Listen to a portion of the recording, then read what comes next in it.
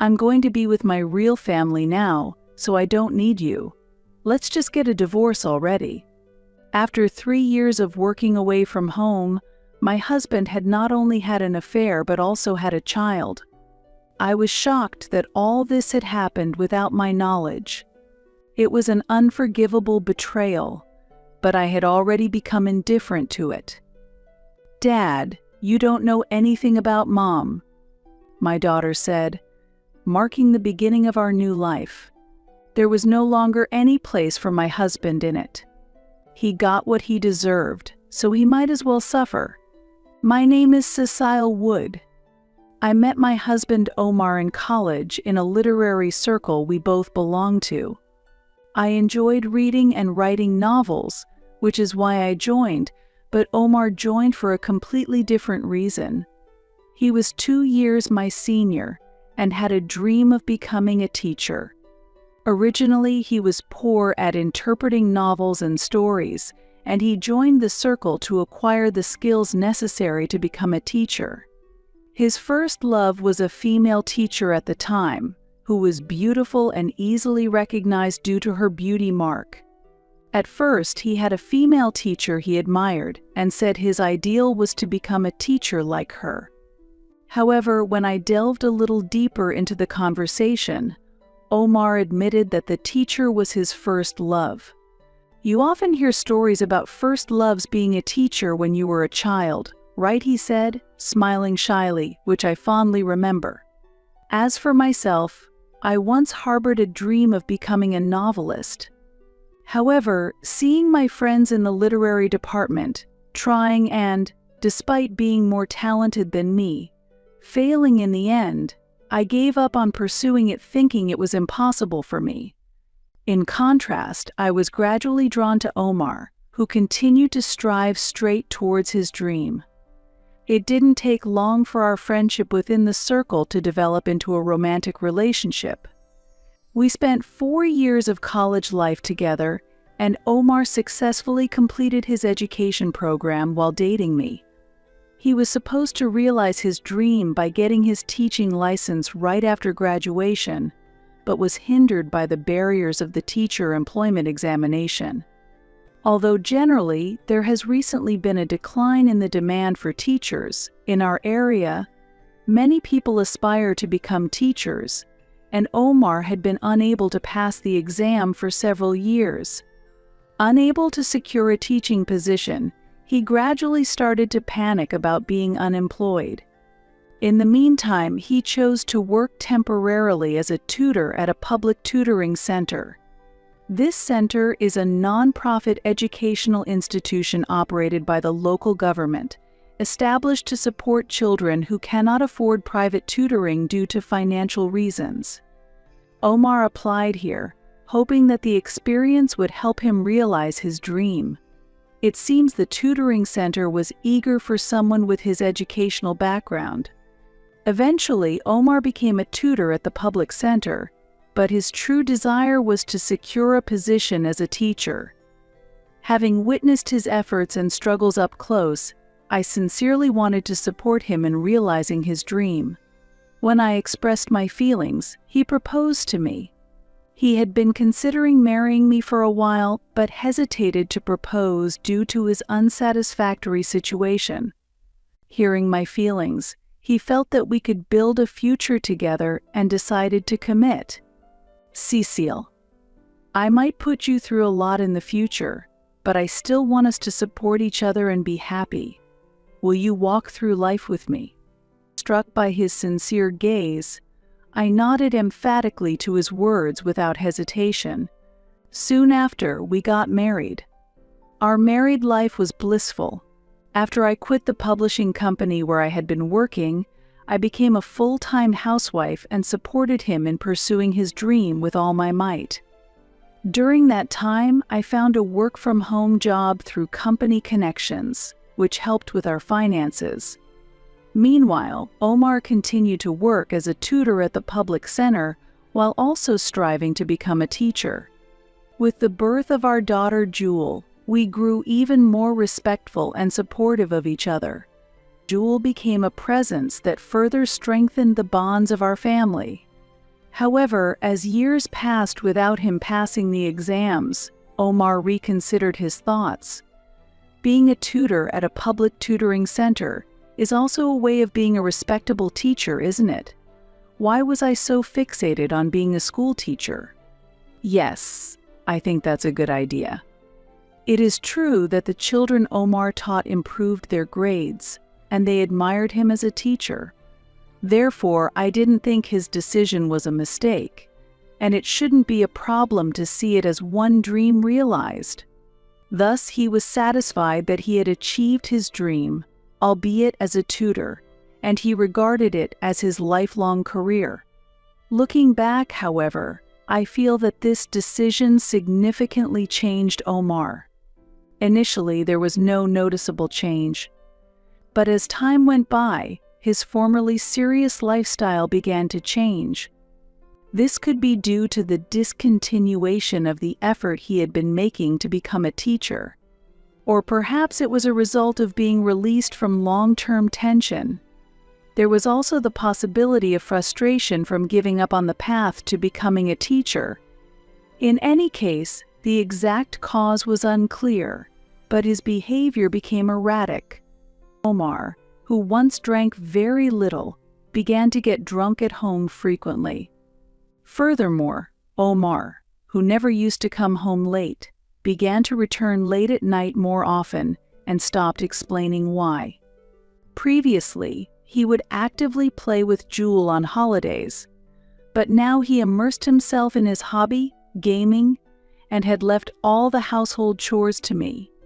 We used to respect and support each other, so how did it come to this? I've expressed my feelings to Omar several times. At first, he showed effort to improve, but as time went on, he began to justify himself and became defiant. I'm the head of this household, so I can do whatever I want. You should respect me more. But Omar, didn't we say we would support each other and live together? Did I really say that? What? Shocked by his nonchalant response, I took another look at him. The gaze that once looked straight at me was gone, and even during our conversations, his eyes wandered and he was distracted. The physique Omar was careful to maintain, so as not to embarrass his students, had become neglected and out of shape. The version of him that used to talk to me about his dreams was almost completely gone now. The Omar, who was once a good husband and father to Jewel and me, was no longer here. He showed no intention of helping even when carrying heavy loads, and had lost all interest in Jewel's educational path. Cecile, you give me orders so easily, but I earn more than you, so stop it. Every time I asked him for something, he deflected the conversation like that. However, he still retained a minimum level of affection for his family, participated in family events like birthdays, and had never been violent. Knowing the Omar of the past, I couldn't help but hope that someday things might improve. Amidst this situation, it was decided that Omar would be assigned to a remote island for 3 years. He was chosen as the staff for a public tutoring center on the island and accepted the offer without consulting us.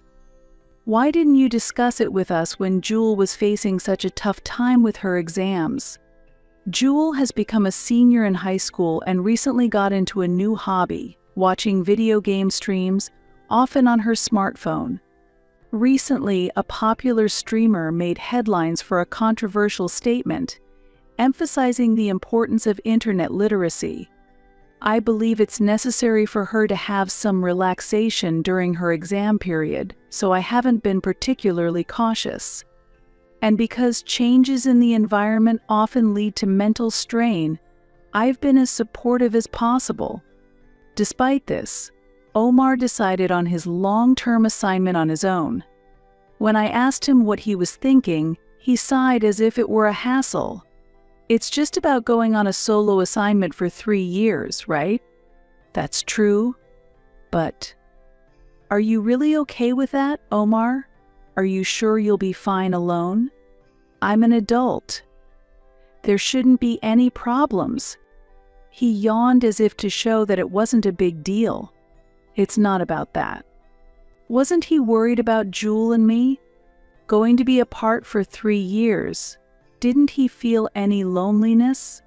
Before I could voice my concerns, Omar cut me off with a sigh. The solo assignment is already decided. Let's drop this topic. If you're worried about living expenses, I'll make sure to send money home, he said, forcefully ending the conversation. Things moved quickly from there. The arrangements for his assignment were steadily made, and in no time, Omar had gone to the remote island. Without having enough discussions with Jewel or me, worried about him, I decided to call him every day. It was clear that his lifestyle would become disordered if he lived alone.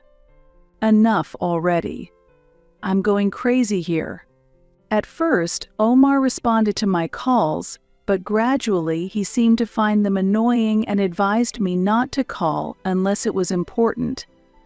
Considering Jewel and wanting to avoid conflict within the family, I accepted his wishes.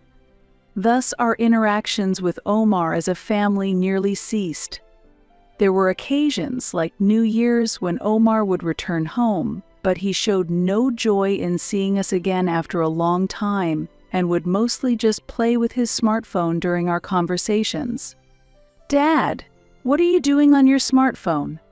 Whether it was an attempt to remind him of our presence or just casual conversation, Jewel asked in a light tone. "What does it matter? I can do whatever I want." Omar's reply was surly and tinged with irritation, and Jewel and I were taken aback. I was having a meeting with colleagues on the island. Startled by our reaction, Omar began to explain, but he looked visibly uncomfortable. It got awkward and doubts began to form in my mind. Having spent many years together as a couple, one can sense whether there are secrets.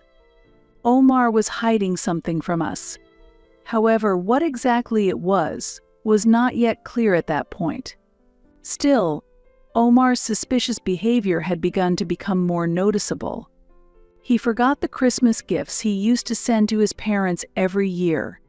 Even the wedding anniversary that he somehow remembered until last year went unnoticed this year. There was no contact even on Jewel's birthday, and the final straw was the unexplained withdrawals from our shared bank account. When I questioned him about it, Omar claimed he didn't remember.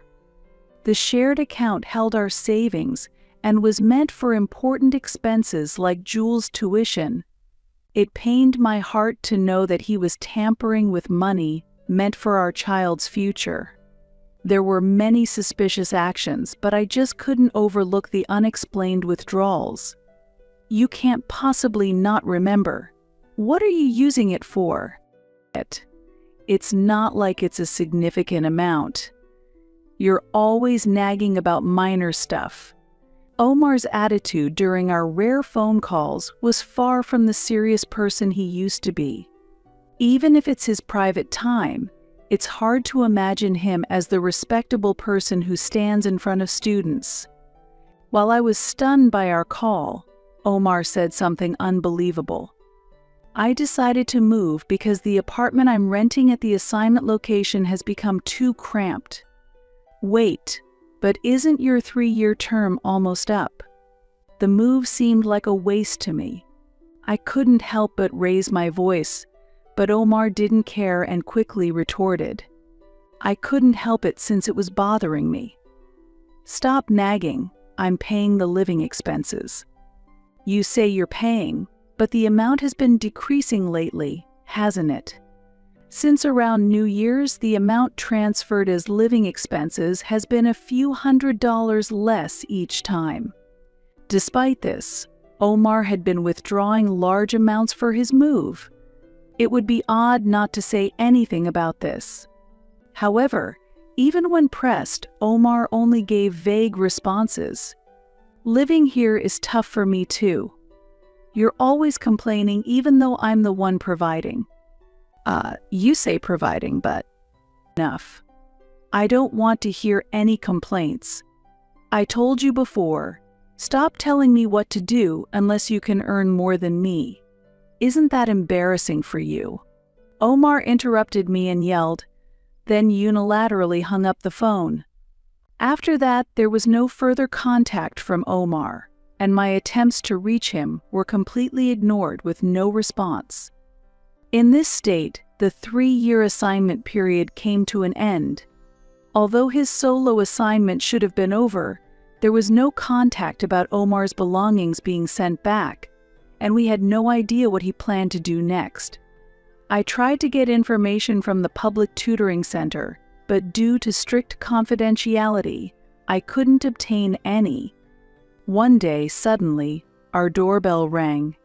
Since it was a holiday and Jewel was also home, we looked at each other and rushed to the entrance. "Ah, it's been a while." The person at the door was undoubtedly Omar, but he was not alone.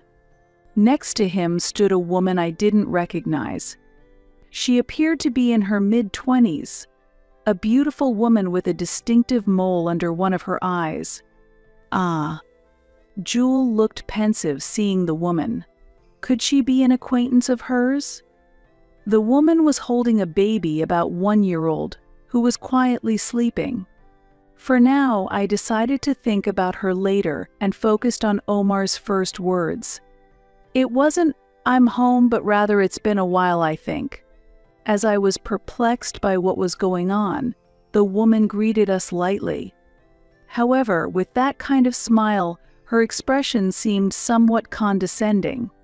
"Madam, nice to meet you. I am Tana Brooks." Nice to meet you.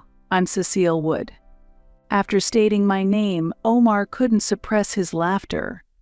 Did I say something wrong?" As I asked in confusion, Omar answered with an unpleasant smirk. "Just thinking that today might be the last day you can use that last name made me laugh." "Haha, my apologies. What do you mean?" When I pressed him again, Omar answered without changing his expression. "I'm going to be with my real family now, so I don't need you. Let's just get a divorce already." Shocked by his sudden declaration of divorce, I was speechless. After 3 years of working away from home, my husband had not only had an affair but also had a child. I was shocked that all this had happened without my knowledge. "To be honest, I've been fed up with living with you guys for a long time," he said. Omar looked at me with a grin, seemingly enjoying my reaction. So, when I was assigned to the remote location, I thought I was lucky to be able to live alone, even if it was in the countryside. He continued. At that moment, Omar looked meaningfully at Tana Brooks. Tana also received his gaze and smiled slyly. "Meeting Tana was really lucky for me," Omar added. According to Omar, Tana worked at a supermarket on the remote island where he was stationed. Their meeting occurred soon after he arrived there. On the entertainment-scarce island, Omar was attracted to Tana, who was more sophisticated and charming than anyone else. It seems Tana felt the same way about him. "So, you mean, you had an affair with Ms. Brooks at the assignment location? And this child, is it?" "Yeah, that's right. It's mine and Tana's child." Despite the simultaneous revelation of the affair and the secret child, Omar appeared to feel no guilt. Along with Tana, he seemed to be watching our reactions as if it were a spectacle. It's strange, isn't it? I was fed up with my family, and then I met someone who looked just like my first love. It must be fate. Huh. Tana is young, but unlike you, she isn't a nuisance. She accepted everything about me from the moment we first met. Whether it's true or not is unclear, but Omar seems to believe it. Otherwise, he wouldn't be so infatuated. Seeing Omar fawning over a younger woman, as if he were drunk, I rapidly felt my emotions cooling down. And then I was certain. The Omar I once loved and vowed to support each other no longer existed in this world. All that time spent in a fake family life was completely meaningless, he said, seemingly enjoying himself, oblivious to my disappointment. Today, everything finally ends. I'm going to be with my real family now, so let's just get a divorce. As I listened to Omar's words, all his suspicious behaviors suddenly made sense. The reason he neglected us and even forgot our anniversaries must have been because he was infatuated with Tana Brooks. The money withdrawals and even the move were all to prepare for a new life with Tana.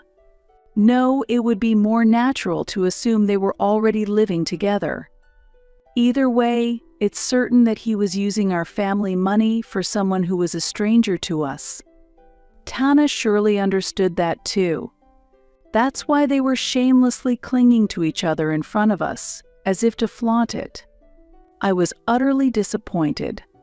If we get divorced, your life will be tough. I guess I'll have to pay you some sort of settlement.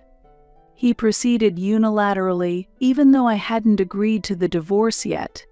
I was at a loss for words, not knowing how to even start talking about it. They seemed to think I was grieving and hung my head in sorrow, smirking at me.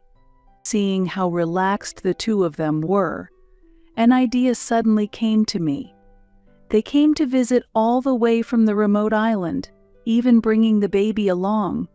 Perhaps they were trying to provoke me into making a move, using that as leverage to gain an advantage in the divorce settlement. If my thoughts were correct, I was speechless at how Omar might perceive me as a hot-tempered and coarse person. "Dad, you don't know anything about Mom, do you?" Jewel, who had been looking something up on her smartphone, stopped and looked up. She sighed heavily, looking at Omar with disdain, a reaction that would seem unnatural for the scenario they had planned. Omar, puzzled, asked, "What are you talking about?" "Wow, I'm appalled." "Just wait a moment," Jewel said, and went into the back of the house, returning a few minutes later with a book in hand. She handed it to Omar. I let out a small ah, recognizing the book. Omar, unaware of my reaction, took the book while still confused and shifted his gaze to the cover. "What's this novel?" "The author is." "This is," he exclaimed, recognizing the name. Apparently he vaguely remembered the name, and naturally he reacted this way. That's because the cover of the novel bore the pen name I, Cecile Wood, had used since my days in the literary club. While Tana Brooks, unaware of the situation, looked perplexed, Omar asked loudly, "Did you write this book?" Tana, catching on from Omar's words, also let out a small gasp of surprise. I had been unsure how to start the conversation, but Jewel had created the opportunity. Looking at Jewel, she seemed proud, as if pleased with the successful counterattack. I smiled softly, grateful for my resourceful daughter, and turned back to Omar and Tana. "Yes, I wrote this book." "Omar, do you remember that I've been working from home all this time?" "Ah, yes. You were getting work from the publishing house you used to work for." He seemed to remember the past quite well. Yes, I had been working from home as a writer ever since we got married. Initially, they might have given me work out of sympathy after I left the publishing house, but as I continued, my writing skills steadily improved. "You remember well." "Yes, I've been working all along." I was able to earn a considerable amount from my writing assignments, but I didn't stop there. I continued to hone my skills. I thought maybe now I could become the writer I once dreamed of being. With that thought, I decided to take a bold step and entered a novel contest. It turns out I could write much better than I ever imagined, and now I am actually a novelist. My work will soon be adapted into a movie, I continued. "A novelist, and it's becoming a movie? Is that true?" What do you mean by a movie? That's not what we were talking about." Omar and Tana exclaimed in astonishment. Of course, when I started this journey, I faced many setbacks and continuous struggles. Just as Omar couldn't become a teacher, my path as a writer was not easy. Moreover, I started chasing my dream again around the time Jewel graduated from elementary school. It might have been too late to aspire to be a writer. I applied many times and was repeatedly rejected, but I kept trying and gradually made it through the first and second rounds of selections. Right after Omar started his solo assignment, I finally won an award and published a book. The published book was well received by many readers, and my pen name became widely recognized. Subsequent works were also highly praised, and fortunately, they went through multiple reprints. With the success of my works, my financial situation naturally improved. That's why the real breadwinner of our house has been Mom for a long time. What? What do you mean? He was shaken and seemed unable to grasp the situation immediately. Jewel looked at Omar and explained slowly with a wry smile. Mom has published several books, all of which have been hits. Some are even going to be made into movies soon. I don't know the details about the money, but I think it's a lot more than what you earn, Dad. At those words, Omar seemed to finally comprehend the reality. His mouth agape. He was stunned by the shocking truth. Indeed, everything Jewel said was correct. I might have been inferior in my first year as a writer, but from the next year onwards, I clearly surpassed Omar's annual income. That's because I never had to touch the money Omar sent from his second year onwards. In short, his pride in supporting us was a foolish misconception born from neglecting his family. That's why there's no need to worry about our finances. So, I said, looking towards Jewel, Mom, it's okay. Don't worry about me. I don't want a family with someone who does such nonsensical and disgusting things either. Jewel seemed to understand what I was about to say and added her words. I'm glad you're here. Thank you, Jewel. So shall we go through with the divorce then? I was a bit surprised at how easily I could make that decision, but I quickly came to terms with it. I realized that the existence of my husband, Omar Wood, had completely vanished from my mind.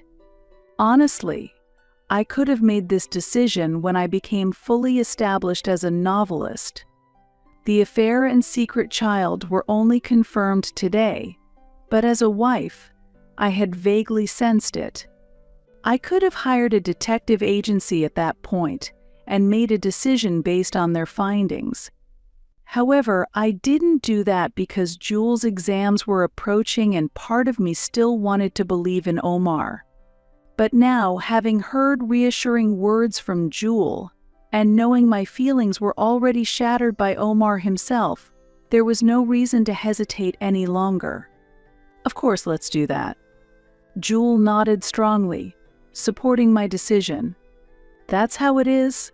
Let's divorce as you wish, I told Omar with a smile. Omar was flustered and at a loss for words by the unexpected development. In the midst of this, then shouldn't you, madam, be the one to pay the settlement? Suddenly interjected Tana Brooks. What? Really? The statement was so lacking in common sense that not only Jewel and I, but even Omar showed expressions of astonishment. Ignoring the atmosphere around her, Tana continued to assert her demands. As a novelist, you must have a considerable income. Therefore, please pay compensation for the emotional distress Omar has suffered. That's right. There's some truth to that. Omar agreed with Tana's demands. Faced with their absurd and unbelievable statements, Jewel and I could only look on in dismay. Meanwhile, they continued their argument. How could you not feel ashamed for hiding such important things from me, the head of the family? I am hurt. Pay me compensation. This liar. Exactly as Omar says. Please pay the compensation. Tana supported him. No, I haven't lied, and in fact, it was you who were hiding things. Besides, I tried to talk about it several times, but you didn't even try to listen. I countered. I had tried several times to talk to Omar about my dream of becoming a novelist and the fact that my dream had come true. However, he dismissed it as trivial or misunderstood my talks as mere nagging, never really listening seriously. Still, if Omar had shown interest in my dreams, I was always ready to discuss them. But he completely ignored and dismissed my feelings and words. And gradually, I gave up on the idea of discussing them with Omar. Shut up. You've been deceiving me and trying to monopolize the money for yourself. Omar raised his voice. I was fed up and tired of his selfish, childlike arguments. As I was wondering how to wrap up the conversation and thinking about how to resolve it, Jewel spoke up. Dad. It seemed she was hesitant about how to address Omar, perhaps because she had refused to consider him as part of the family. If you say you're being deceived, isn't it actually Tana that's deceiving you, Dad? What are you suddenly talking about? Right, Ms. Tana. Or should I say, Ms. Sugar? Ignoring Omar, who didn't understand, Jewel addressed Tana with that name. I was unaware of the name Sugar, but it clearly held significant meaning for Tana, as her face turned pale immediately upon hearing it. Jewel, can you explain what this means? I asked, and Jewel began to explain. Mom, you know I like game streaming, right? It was just before Dad went on his solo assignment. There was a minor scandal in that community. According to Jewel, about 3 years ago, a popular female game streamer among men and a popular male game streamer among women were rumored to be dating. Initially, both denied the rumors, so it didn't lead to a major controversy. However, rumors of the male streamer dating another female streamer emerged, changing the situation drastically. The female streamer who caused the scandal claimed she had been cheated on. Flipping her initial stance of denial, she revealed that she was still dating the male streamer and was now pregnant. This worsened the situation, and the parties involved insisted they were not at fault. The exchange of accusations continued, and especially the female streamer who first caused the scandal became emotional, making statements that turned all her fans against her, leading to a major scandal. As a result, her past inappropriate comments and failures were exposed online, significantly damaging her popularity as a streamer, and she vanished from the internet scene as if fleeing. That vanished streamer was the person known as Sugar. I recalled that Jewel had talked about the scandal back then. At the time, she was discussing the importance of internet literacy, so she didn't mention the specific streamer's name. Sugar was a very beautiful game streamer known for her beauty mark, and of course her gaming skills were also top-notch. I remember because I watched her stream several times, said Jewel. What are you talking about? I don't understand, Tana said, visibly shaken. Her gaze was unsteady, and her hands trembled slightly. What does that even mean? Omar said, clearly struggling to keep up. Were you even listening? That's why you get deceived, Jewel retorted sharply. Omar grimaced at her merciless words. Despite being exasperated, Jewel continued. Didn't I say? Sugar was pregnant while she was dating that male streamer. How? Omar finally grasped the situation and reacted with a stunned expression. If Jewel's story was true and Tana was indeed Sugar who had actually been pregnant, what happened to that child? It meant that the baby Tana was currently carrying could potentially be that child. As Jewel suggested, Omar had been deceived. Tana might have lied that the baby was Omar's, potentially leading him to unknowingly raise someone else's child. Realizing this, Omar grabbed Tana's shoulder and demanded, "Tana, you're lying, right? You told me it was my child." Tana did not meet Omar's eyes as he shook her shoulder. Her behavior said it all. This baby was not Omar's. "No, how could this be?" Omar screamed. He let go of her shoulder and held his head with both hands. Tears streamed down his face, and his mouth trembled. For Omar, this was undoubtedly the worst possible scenario. He had left his tiresome family life behind and found what he thought was fate on a remote island. He had poured his love into a beautiful woman who reminded him of his first love, and he had been actively caring for what he believed was their precious child. Just likely supporting them just as he had once done for Jewel when she was young. Now, after 3 years of solo assignment, he was trying to start everything anew as a family. However, the very foundation of raising a beloved child together with her turned out to be a lie. The despair that followed is unimaginable. If it were me from over 10 years ago, I might have rushed to comfort Omar. But now I no longer hold such feelings for him. I might feel a bit of pity for him, but that's all. "I'm so sorry, really sorry." Crying out like a scream, Tana sat down on the ground. "Don't mess around with me. I even moved to start a new life with you guys using my salary. That's why I'm apologizing." Tana retorted in a sulky manner. "What did you say?" Omar shouted angrily, revealing his anger. And finally, the baby Tana was holding woke up. It was almost surprising that the baby had been asleep until now, and it began to cry as it looked around. "You old geezer, you made the baby cry." Tana glared at Omar. "What? Old geezer?" It was probably the first time Tana had ever thrown such words at him. Omar was stunned by this new nickname. But considering the age difference, to Tana, he indeed was an old geezer. Jewel could barely hold back her laughter at the bewildered Omar. "Then," I said, "if you want to calm the baby, may I hold him for a bit?" and sat next to Tana. "Ah, yes." I gently took the baby from Tana, cradled him softly, and rocked him slowly from side to side. It seems my past experience with childcare was still useful. The baby gradually stopped crying and eventually showed us a calm smile. Witnessing this, Tana and Omar were left speechless, as if their venom had been drained. In the now quiet space, I continued in a calm voice. "You were acting all high and mighty just now, but aren't you being ridiculous too, Omar?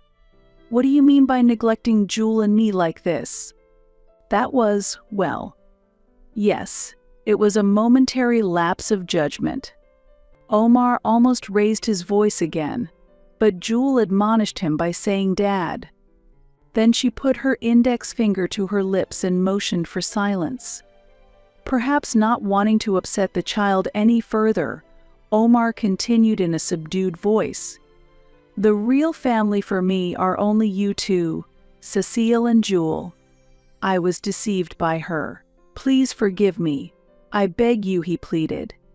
Had it not been for his earlier actions, his words might have sounded touching. However, the fact that they had belittled and insulted us could not be erased. "Unfortunately, we can no longer consider you family." Today's events were decisive, but I couldn't ignore everything that had built up until now. I was certain that the rift between us and Omar could not be mended. Well then, I'll be proceeding with the divorce. Please prepare to settle the property division properly. And, Tana. I stated this with an emotionless demeanor that brooked no argument. Yes. Like Omar, her face had turned pale. I could guess that she wouldn't have the means to pay for the property settlement. She likely approached Omar with the intention of financial support for child raising and living expenses. So I leaned closer to her, whispering softly enough so Omar couldn't hear. You don't want to pay the compensation for deceiving us, do you? At this question, she teared up and nodded vigorously. If you help me gather evidence of your affair with Omar, I might consider reducing the compensation for you. If Omar resists in the upcoming discussions, the divorce might not proceed smoothly. Though it irks me to reduce her part of the compensation, with her cooperation and the help of a lawyer, it should be manageable. After a moment of contemplation, Tana nodded vigorously again. Relieved, I let out a sigh, and then, noticing the baby sleeping blissfully unaware of the worldly concerns, I couldn't help but give a wry smile. About a couple months later, Omar and I officially completed our divorce. Of course, Omar was required to pay a fair share of the property division. I also gained custody of Jewel. During the divorce, I reported the affair to his family, and with their mediation, the child support payments were handled fairly. Omar's parents apologized for his actions, and while it pained them to see us hurt, our relationship with them remained good as before. Although Omar readily accepted the divorce and property division, he persistently pleaded to start over with us again. He insisted that he was the victim and that Tana was to blame. This unseemly behavior infuriated his parents, who sternly reprimanded him, eventually leading him to give up, but it prolonged the divorce proceedings. As for Tana, since she cooperated in gathering evidence of the affair, I reduced her settlement as promised and allowed her to pay in installments. However, her trials didn't end there. The original reason Tana lived on the remote island was to find a quiet place to live until the heat from her scandal cooled off. However, that plan proved naive. It's unclear whether someone among the islanders recognized her as Sugar or if someone traced her steps, but that information spread online. As a result, some on the internet suggested causing her harm. Tana was forced to leave the island and has since been moving from place to place. Omar, who had planned to marry Tana and continue teaching on the island, saw his social standing deteriorate as the facts about the divorce spread from his workplace. Though teachers are sometimes regarded as moral figures, lecturers are also expected to guide others. Being involved in an affair as a teacher brought widespread condemnation, and Omar could not endure the pressure, ultimately deciding to leave the field of education. Furthermore, the tutoring center where Omar worked before his assignment was informed of the situation, making it impossible for him to teach locally. Reluctantly, he decided to work in manual labor, but due to his poor physical condition, he couldn't endure the hardships and is now quite weakened. Recently, during a discussion at his parents' house, they showed me a photo of his first love, the teacher, but honestly, aside from the beauty mark, she bore no resemblance to Tana. It was probably just an excuse for his escapism. Sometimes, I think about what could have been if Omar had never forgotten his initial aspirations and had continued to pursue his dream of becoming a teacher. If he had followed that path, perhaps our whole family could have been happy. But that is merely hypothetical. Omar chose his own path of downfall and continued to walk down that path. Now I simply hope that he fulfills his obligations for property division and child support payments and thereafter lives a righteous life. As for myself, I am enjoying successful days as a novelist. I proposed a story based on these experiences to my editor, and it was very well received, so I might continue writing it. Jewel, on the other hand, is thriving in her school life, unaffected by the divorce. Initially, I was concerned that it might impact her somehow, but it appears that there was no need to worry as she seems unaffected. Still, I cannot dismiss the possibility that she might be experiencing stress unconsciously. We plan to enjoy a lavish meal together soon. What the future holds for us is uncertain. However, as a mother, I have vowed to ensure that Jewel and I live happily together. My name is Ashley Hansen. I am currently a 32-year-old housewife. My husband Sean, who is 38 years old, is a mama's boy and verbally abusive. We are a family of 4, including our 10-year-old son and 8-year-old daughter. After getting married, I have been living with my husband's parents, and for several years now, I have been troubled by my mother-in-law's whims. When I talk to my husband about it, he only says, "Just listen to what my mother says." It seems that my mother-in-law thinks of me as a slave she can use freely. She calls me right after waking up saying, "Come wake me up early," and my day starts by pulling her out of bed with my hands. Then I take her to the bathroom, help her change clothes, and then guide her to the living room for breakfast. My mother-in-law is physically disabled and needs my help to move around. Especially in the mornings, it is difficult for her to walk, but by afternoon, her body loosens up a bit, and she can walk slowly. "Hey, bring me some hot tea quickly. I'm done eating." "Yes, the water will boil soon," I reply, only to be yelled at. "Why didn't you boil the water beforehand? You know that I always have tea after meals." "Yesterday," she said, "don't boil the water until I finish eating." It seems that my mother-in-law enjoys making me suffer. I have been married to Sean for 10 years, but his mother's walking difficulties appeared only in the last 5 years, and they seem to be worsening despite hospital visits. I have suggested walking together as a form of rehabilitation, but she does not listen. Before she had difficulty walking, we used to cook and shop together and got along well. Gradually, she became verbally abusive towards me and started treating me like a slave. She used to call me Ash, but now she calls me Hey or Airhead. Despite this, I cared for her and depended on her in the past, so I try to accept the current difficult situation, but I feel sad when I remember how she used to be. Of course, I consult my husband about this every day. However, all he says is, "Just listen to what my mother says," and he does not listen to me at all when I talk about her health condition. Therefore, I record videos as proof that I have informed him whenever something happens so that he cannot say, "I didn't know, I wasn't aware." After a day of being yelled at and following unreasonable orders until my mother-in-law went to bed, a phone call from my sister-in-law made things even worse. "Hey, Susan is coming back home because she's giving birth, so make sure you take care of her properly." I had not even heard that she was pregnant, let alone married, and now she is coming back to give birth. "Mother, when did Susan get married?" "I didn't know about it. I just found out too. But she said she's coming back." "Do you have a problem with what I ordered?" she yelled loudly. From her words, I realized that I was seen only as a slave and as a caretaker for Susan.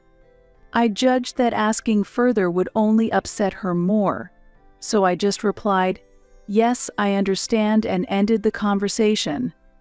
When I went out to buy ingredients for dinner and returned home, there were piles of cardboard boxes in front of the entrance.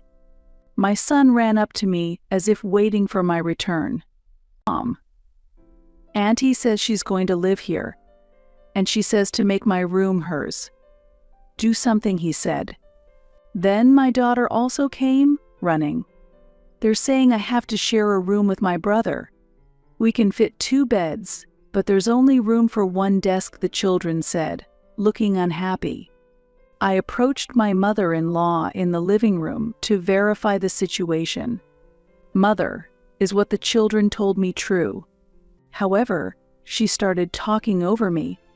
Yes, if you heard it from the children, hurry up and move Tom's belongings to Mia's room. And for dinner, Susan wants to eat steak, so prepare that. I heard Susan was coming, but I didn't know about the children's rooms or that dinner would be steak all of a sudden. Then Susan suddenly started yelling at me. Hey, Ashley, you're not in a position to complain to Mom. You're just a parasite. Why are you acting so high and mighty? You should just listen to what Mom says and take care of her, she said, crossing her arms and glaring at me. The children were frightened by Susan's demeanor and hid behind me. To protect them, I said, I will discuss this with my husband, and took them to their room. Once we reached the room, the children said, when is that auntie going back? She's really angry and scary. Even as I was preparing dinner, the children were visibly anxious and didn't want to be left alone, staying close to me. Unable to wait until my husband finished work, I called him. Did you know that Susan is coming back here to give birth today? I asked, and he was surprised, not having heard about it either. After explaining the situation and talking about the children, he said, Mom said to empty one of the children's rooms, right? There's no problem with that. If you have to prepare steak for dinner because Susan wants, just obey Mom.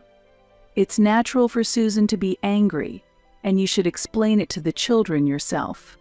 But it's impossible to fit 2 beds and a desk in a small room. What are we supposed to do? That's not my problem. Figure it out yourself, my husband replied, leaving me feeling hopeless. Seeing my state, my son said, Mom, it's okay. We just have to endure it. And my daughter also encouraged me. We can endure it until Auntie leaves. It's all right. Indeed, it's just a matter of enduring until Susan gives birth. It's not like we have to endure forever, as the children have taught me, warming my heart. Right, we just have to endure until Auntie leaves, but after that, let's return the room to how it was I promised. I'm sorry for making you endure, I apologized, and the children, who had been looking anxious until now, smiled and said, hurry up and make dinner before Auntie gets angry. I then went to the kitchen, took out the meat from the freezer, and started preparing the steak. And not long after, my husband came home in a good mood. In his hand was a box of cake. As dinner time approached, the children came out of their room and were delighted to see the cake box. I thought my husband had bought the cake as an apology for making the children inconvenient and told them, we'll have the cake after dinner. However, I was mistaken. This cake is for Susan and Mom, my husband said matter-of-factly. But why didn't you buy one for the children too? Don't ask such obvious questions. I bought it because you made Mom and Susan feel bad. My daughter burst into tears, saying, we haven't done anything wrong, but my husband ignored her and handed the cake to his sister. While holding my crying daughter, I tried to change the subject.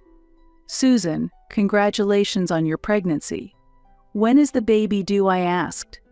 Laughing, Susan replied, thank you. I think it's in October. I was stunned to realize she was only 3 months pregnant and already planning to give birth at home, with the intention of staying here for the entire time. No wonder her stomach wasn't showing at all. Then my mother-in-law asked, so when are you getting married? What's your partner like? Susan suddenly panicked and said, oh, my partner? Yes, he's the president of a company, and he's really busy right now, so he can't come over. but he's concerned about my health and thinks it's safer for me to be at my parents' house." I thought to myself, Susan is lying, and from her rushed response, there's a high chance that not only the pregnancy but also the marriage might be fabricated. Resolved to uncover the truth, I decided to call Susan's apartment and workplace the next day. After completing my daily routine of caring for my mother-in-law and seeing my husband and children off, I told my mother-in-law I'll be stepping out for a bit and left the house. My first stop was the apartment where Susan used to live. By chance, the janitor was working in front of Susan's room, so I approached him. "Do you know if a person named Susan Hansen lived in this room?" I asked. The janitor replied, "Are you an acquaintance of Ms. Hansen?" "Yes, I couldn't get in touch with her, so I came to check on her," I responded, and he seemed to believe me. "Actually, I've also been unable to contact Ms. Hansen. She's half a year behind on rent, and I've been worried she might have collapsed inside, so I was about to unlock the door," he said, asking me to check with him. I readily agreed. Receiving the key from the visibly nervous janitor, I said, "It would be terrible if she had collapsed. I'll go in first, please follow me," and open the door. The entryway was cluttered with envelopes and postcards marked urgent notice. I went in first and called out loudly, "Susan! Susan!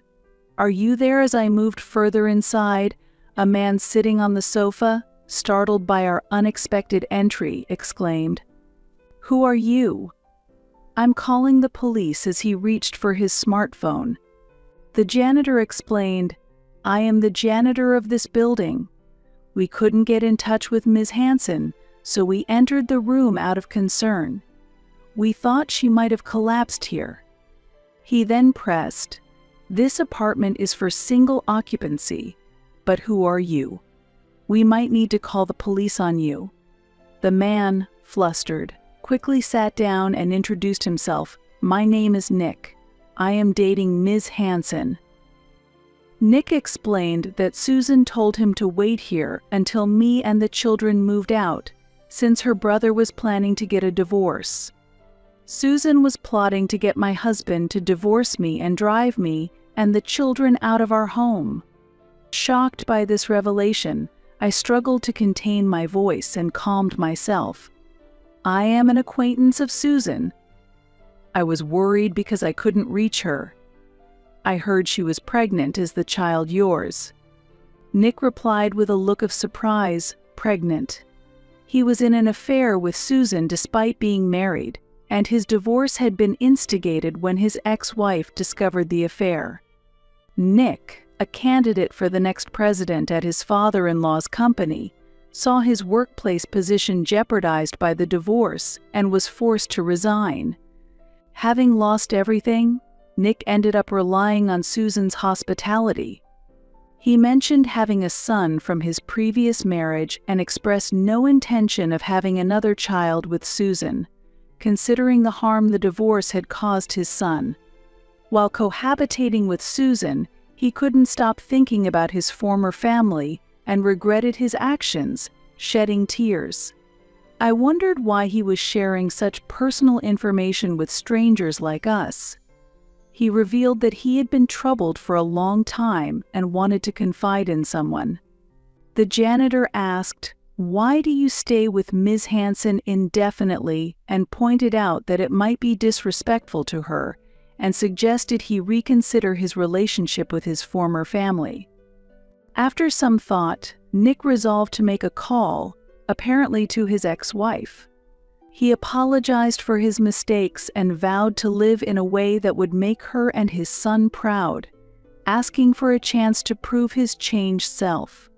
After ending the call, he apologized to us for his past behavior and resolved to start afresh, living independently and striving to be a father his son wouldn't be ashamed of. Finally, he thanked us for helping him see clearly, packed his belongings into a bag and left the room. After he departed, the janitor regretted not asking Nick to contact Susan for him. "Who is Ms. Hansen's guarantor for the rental agreement?" I asked. "Her brother," he replied. I suggested contacting the guarantor, and then I returned home. When I got home, Susan was crying, and my mother-in-law was comforting her. I pretended not to know anything and went to the bedroom to change. Susan entered my room without knocking. "Can you contact my partner using your mobile phone?" "Mine's been blocked and he's rejecting my calls," Susan said, "but I refuse to contact a stranger using my account." This incident would later lead to Susan harboring resentment against me. Just as my mother-in-law called for Susan from the living room, Susan glared at me, clicked her tongue, and headed to the living room. "Sean told me he got a call from the janitor of your apartment." My mother-in-law was interrogating Susan. "Susan, is it true that you've been delinquent on your rent? And there was a man living in your house. Is he your boyfriend?" Suddenly, Susan burst into anger. "Yes, I came back here intending to start a married life with him. But he wants to go back to his original family, so he left to start over alone." After shouting, she began crying again. Susan's words reached me as I was heading to the living room after changing. I couldn't get in touch with him, so I asked Ashley for help, but she refused. "She's just being mean, making sure we can't contact each other," she raged, directing her anger at me. "How dare she not listen to my request? She's a parasite," she exclaimed childishly, and I hoped faintly that my mother-in-law would rebuke Susan for her words. I thought so too. That woman, despite being an outsider, doesn't understand her place as a daughter-in-law. She's too impudent. My mother-in-law betrayed even that slight hope. "Susan, you are going to live here with him, right? Then that daughter-in-law and her children will have to leave," she said. I had spent so much time catering to my mother-in-law's wishes over my children's. I endured all the sarcasm and abuse, hoping for a return to the enjoyable times I once shared with her. But I realized those days would never come again, and I was deeply disappointed. As I entered the living room, the attacks from my mother-in-law and Susan began. I heard you dared to refuse Susan's request. Didn't I tell you? You are parasites, and you don't have the right to refuse. Because you guys didn't leave, he got fed up and left." I recalled my interaction with Nick in my heart. The reason his boyfriend left is because his original family was important to him, right? He chose his original family over Susan. So, it's not my fault. I provoked Susan deliberately. I knew provoking her would make her even more aggressive. It was clear that being called a parasite and making my children feel unwanted would continue. I decided to cut ties with this family. "You should call him and say, 'Susan is crying,' or 'please come back to her,'" Susan suggested childishly, thinking of naive ways to bring back her lover. Finally reaching my limit with her childish thinking and my mother-in-law's agreement. "If that's what you say, then let's do it. Please give me his phone number." Then I called the number Susan gave me on speakerphone. When Nick answered, I relayed Susan's words directly. "Susan is very sad since you broke up. She's crying, so please come back to her." Nick replied, "I don't know who you are, but I have parted ways with Susan. I love my original family. What I had with Susan was a momentary lapse, and I feel nothing but regret now." Hearing this, Susan went insane and grabbed the phone to start speaking. "Nick, what about the child in my stomach? You should take responsibility and marry me," Susan demanded. "Susan, it wasn't long ago that I bought you medicine and sanitary products because you had severe menstrual pain. Plus, I never had that kind of relationship with you after the shock of my divorce." When Nick countered her argument, Susan fell silent. Nick apologized. "I'm sorry," and hung up. I hoped that now they would understand that Nick left Susan to return to his original family, not because of me, but naturally, that wasn't the case. As soon as the call ended, Susan snapped at me, "Just because it's none of your business, you didn't speak passionately enough. If you had, he might have come back." Susan started screaming. "It's your fault he left even though she is a 35-year-old adult, 3 years older than me." Faced with accusations that would be typical in a children's quarrel, I was dumbfounded. Hearing Susan's breakdown, my mother-in-law said, "That's right. It's all your fault. You're definitely a parasite. Leave this house immediately." "As expected," I replied. "Understood," and began packing. In the evening, when the children returned from school, I told them, "I'm going to divorce your father and leave this house." After a brief thought, my eldest son smiled and said, "That would be best." My daughters smiled similarly. Grandma and aunt were scary, so I wanted to get away soon. I asked the children, "Will you be okay without your father?" My son answered, "Dad was never on our side or Mom's, so it's okay." My daughter asked, "Are we going to live at your grandma's place on your side?" Just the three of us. It seemed she wasn't concerned about her father at all. Soon after, my husband came home. While I was packing and not greeting him, he entered the room furiously after hearing the story from his mother and sister. Here begins the final scenario I had imagined. "Hey, you upset Mom and Susan. Didn't I tell you to just listen to Mom?" He repeated his usual phrase. "I understand. That's why I'm listening and leaving this house. Also, please sign this." I glared at my husband and spread the divorce papers in front of him. "Where will the 3 parasites go now?" He started signing with ease. "Even if you divorce a jobless parasite like you can't support 2 kids, can you?" he said as he returned to the living room. Then I called my brother and asked, "Could you come with a truck tomorrow morning to pick us up?" I had discussed my mother-in-law and husband's behavior with my brother before, and I had informed him about Susan's sudden arrival. My parents had heard the entire situation from my brother and had advised me to divorce, so the conversation was quick. Over the phone, my brother encouraged me, "Ashley, you've done well so far. Don't blame yourself." I felt somewhat relieved. The next day, my brother and his colleagues came with a truck, and they helped us move our belongings quickly.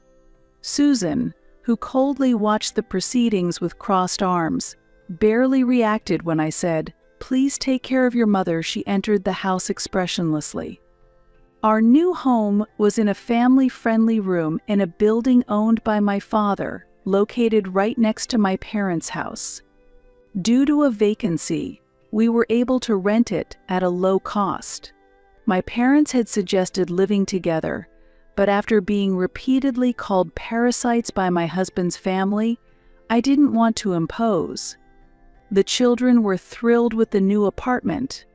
They had already decided on their own rooms and were happily helping with the unpacking. It was a healing moment to hear their laughter a long time. Then my phone rang. It was my ex-husband sounding frantic. "Mom is in trouble. She's dripping excrement. She's calling for the slave to clean it up, so come quick." "Why should I come?" I responded casually.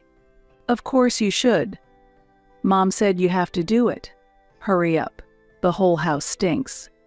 As if he had forgotten we were in the process of getting divorced, I replied, "What? I'm a complete stranger now, haha," and he exploded in anger. "After I've taken care of 3 parasites for so long, you can't even do this much." I could endure being called a parasite myself, but I reached my limit when he included the children. "Did you know your mother has dementia?" I've talked about the hospital's diagnosis several times, but you probably didn't listen. I even have video proof. I wouldn't go to your house, where you call my precious children parasites. since it's your beloved mother's smell. Think of it as an air freshener and bear with it. I let it all out in a rush. With my usually quiet and compliant self suddenly changing, my ex-husband was stunned into silence. Your mother is rated as requiring level 2 care, so she needs help from waking to sleeping. It's tough, but good luck. I hung up and blocked his number. Susan also called, screaming, "Come clean up immediately," but I silently hung up and blocked her too. 2 weeks later, a letter arrived at my parents' house from my ex-husband detailing the tragic current situation of his family. Since I left, my mother-in-law, lacking someone to bully, has advanced in her dementia. Susan had returned home under the pretense of being pregnant and wanting to give birth at home just to live comfortably, but my ex blamed Susan for the lack of a caregiver for his mother. They searched for a care facility but only found expensive ones they couldn't afford, so they continued caregiving at home. Susan wanted to return to her previous apartment, but since the guarantor, my ex, had failed to pay the overdue rent and terminated the lease, she had no place to go and had to continue caregiving. Reluctantly, my ex and Susan took care of their mother, constantly fighting over who should do the caregiving. Ironically, although my mother-in-law sometimes forgets who my ex and Susan are, she never forgets to call me the slave. Waking up to the morning sun streaming through the window felt like a blessing for a new start in life for me and the kids. I have a pharmacist's license and hospital experience, but currently work in a drugstore. Returning to society after 10 years is challenging, but any hardship feels minor compared to living with my ex's family. The children quickly made friends at their new school and enjoy their daily routines. Above all, I am grateful that we can spend our days smiling as a family.